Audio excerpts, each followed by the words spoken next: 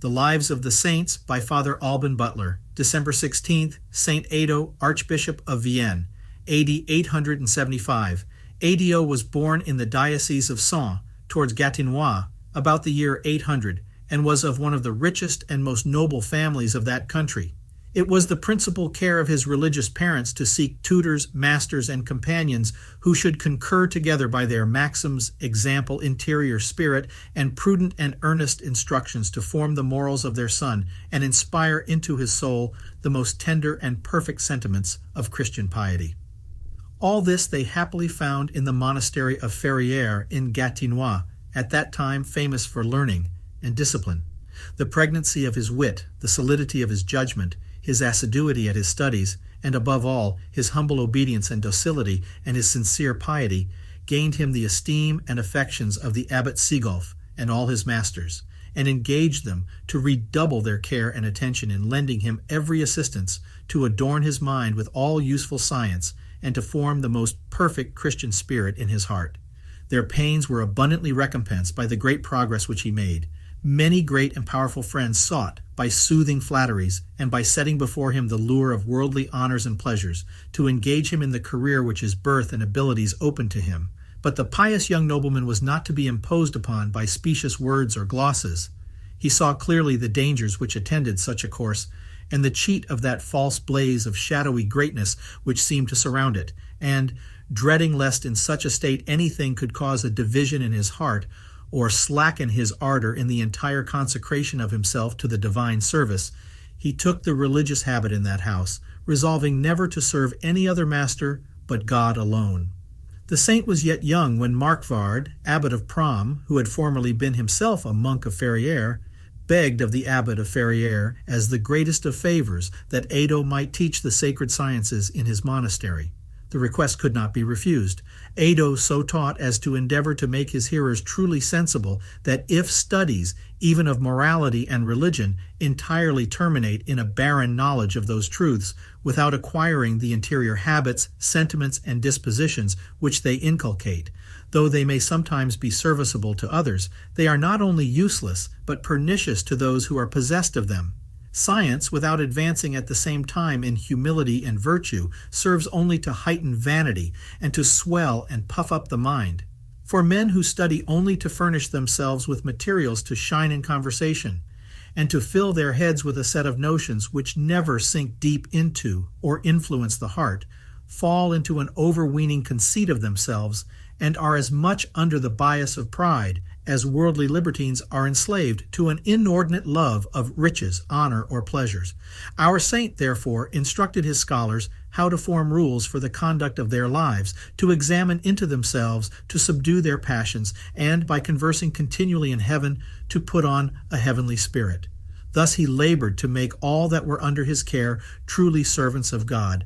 And it pleased God to suffer him to fall under grievous trials, that by them he might complete the work of his own sanctification and the entire sacrifice of his heart. After the death of Marquard, he was, through envy and jealousy, expelled the house, treated with great contempt, and oppressed by outrageous slanders. Ado took this opportunity to visit the tombs of the apostles at Rome and stayed 5 years in that city. From thence he removed to Ravenna, where he found an old Martyrology, of which he took a copy, which he improved by many additions and corrections and published about the year 858. He also compiled a chronicle, and wrote the lives of St. Desiderius and St. Chef.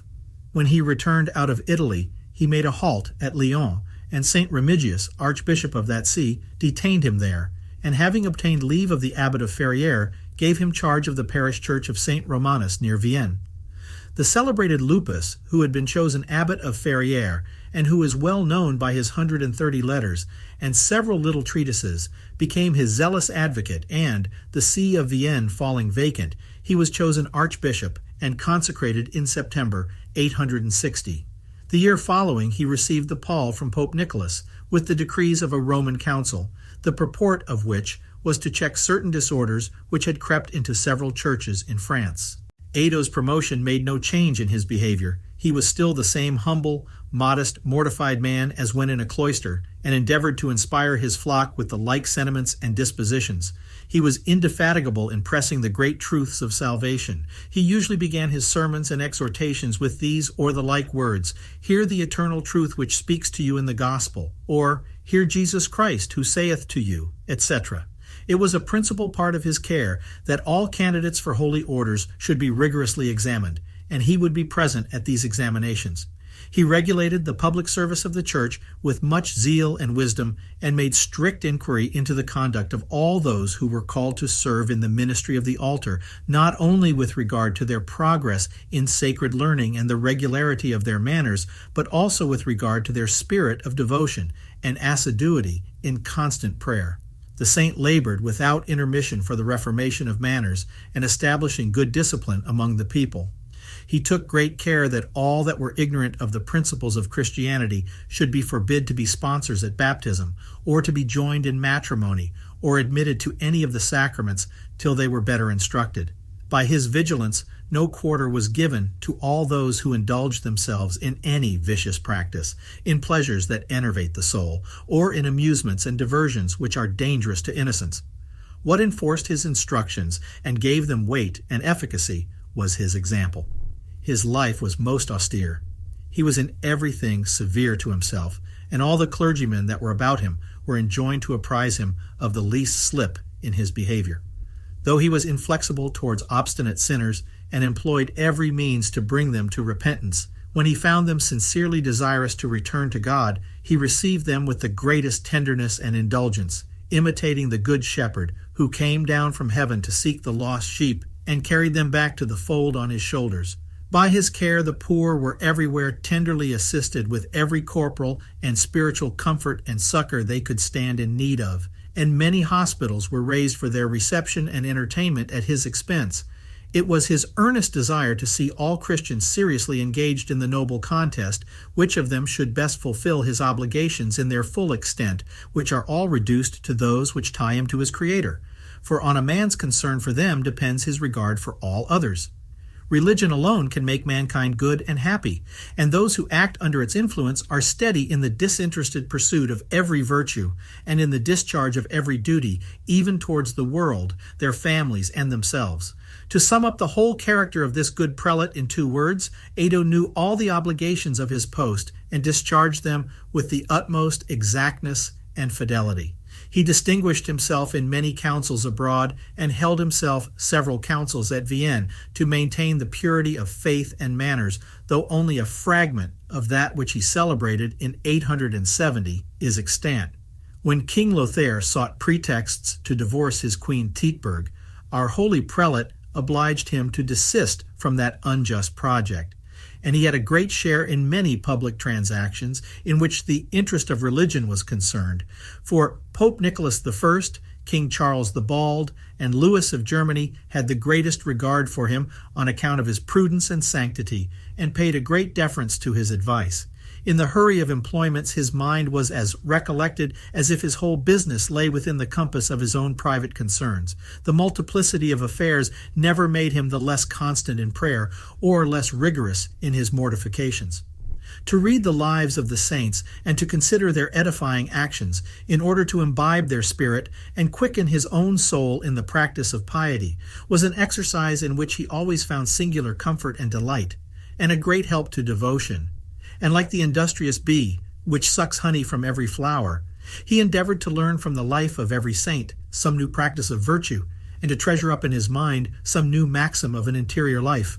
From thus employing his thoughts on the saints, studying to copy their virtues, and affectionately and devoutly honoring them in God, he happily passed to their glorious society, eternally to enjoy God with them, on the 16th of December 875, having been bishop 15 years 3 months. He is honored in the Church of Vienne and named in the Roman Martyrology on this day.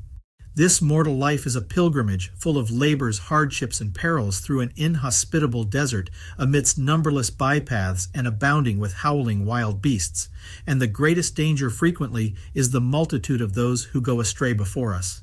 We follow their steps without giving ourselves leisure to think, and are thus led into some or other of these devious broad roads, which unawares draw all that are engaged in them headlong down the dreadful precipice into eternal flames. Amidst these, One only narrow path, which seems beset with briars and thorns, and is trodden by a small number of courageous souls, leads to happiness, and amongst those who enter upon it, many in every part fall out of it, into some or other of the devious tracks and windings, which terminate in destruction. Amidst these alarming dangers, we have a sure guide. The light of divine revelation safely points out to us the straight way, and Christ bids us follow him, walk by his Spirit, carefully tread in his steps, and keep always close to his direction. If ever we forsake his divine guidance, we lose and bewilder ourselves. He is the way, the truth, and the life. Many saints have followed this rule and escaped all dangers who seem to cry out to us, "This is the right way. Walk you in it." Can we have a greater comfort, encouragement, or assistance than to have them always before our eyes? The example of a God made man for us is the greatest model which we are bound continually to study in his divine life and precepts. Those who in all stations in the world have copied his holy maxims and conduct sweetly invite us to this imitation of our divine original. Every one of them cries out to us with St. Paul, "Be ye followers of me, as I also am of Christ." Their example, if always placed before our eyes, will withhold us from being hurried away by the torrent of the world and its pernicious maxims, and the remembrance of their heroic conflicts and the sight of the crowns they now enjoy will be our comfort and support. What can give us greater joy in this valley of tears than to think often on the bliss which these glorious conquerors already possess, and on the means by which they attain to it? We ourselves press close after them, and even now are not far from the same glory, for we live on the borders of it. The longest life is very short, and every moment in it may, by the least unexpected incident, engulf us suddenly in the abyss of eternity, and remove us into the society of these glorious saints. Can we desire this bliss and not love honor and always bear them in mind?